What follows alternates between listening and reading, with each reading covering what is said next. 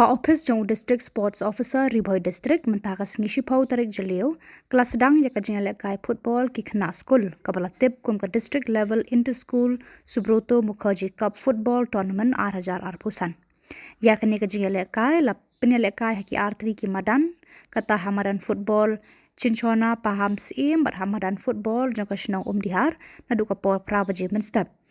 Batladon hadu arpon riu tili ki school ki balawan ban shimbanta hakani kalumpong yelekai football jongki khna school.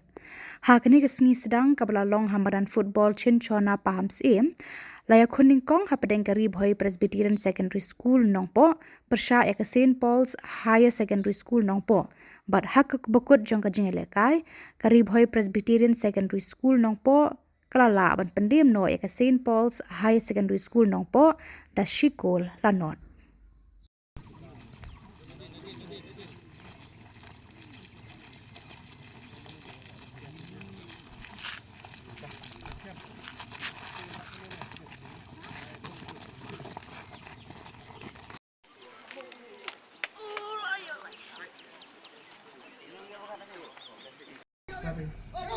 Sesuai dengan akal Sub ni audit sub ni dah tu. Saya ingat kau tak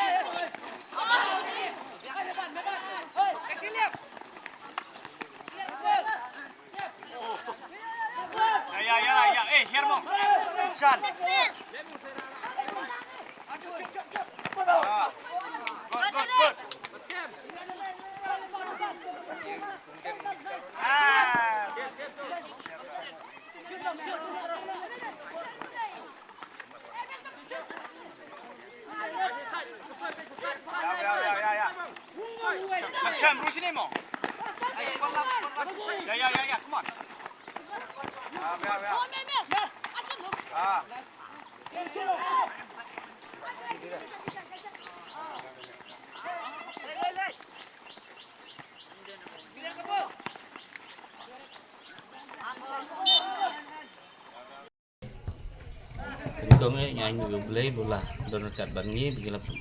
niyo ige sing bapnaim ta boleh pi press media ki boleh le stem banwan lum igni kubur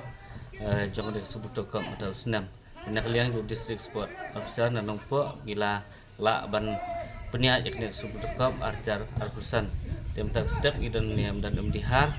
akba ini obat sedang ikni ke under 17 boys and girl kile angnya madan dihar bat ke under 15 kile ni madan Cinchona apo paham sim te kumban